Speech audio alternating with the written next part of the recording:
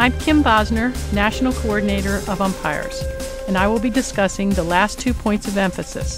First, the use of cards. Umpires are encouraged to use cards more frequently to control and change player behavior. In addition to the fouls where a mandatory card must be given, umpires are instructed to card for excessively rough, overly aggressive, and dangerous play.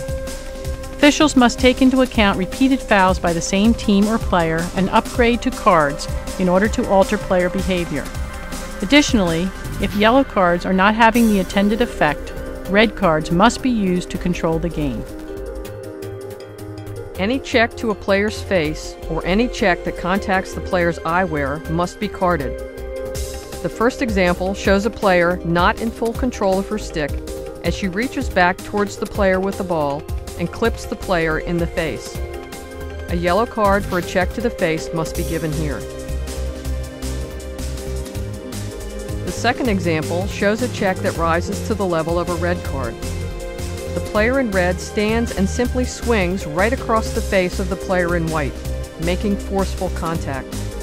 She was never in any position to even attempt a legal check in this case. The fact that there was a swing back across the player's face with forceful contact made is dangerous and intimidating, and a red card is warranted.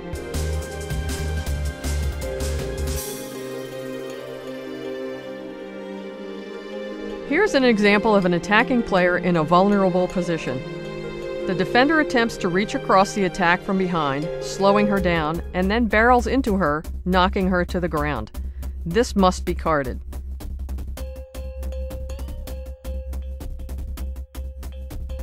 Our next example shows how important it is for the trail official to be mindful of what happens after the shot is taken. While the player in red doesn't swing recklessly, she is not in control of her stick at the end of the play and contacts the player in white in the side of her head. A yellow card should be given, and because a goal has been scored, play would restart with a free position at center rather than with a draw. The red team would be a player down, as no substitute would be allowed for the carded player.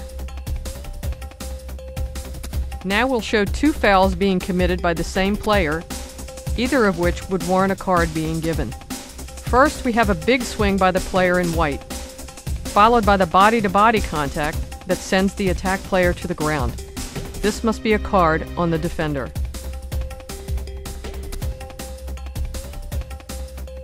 Here is an example of a foul that must be an immediate red card.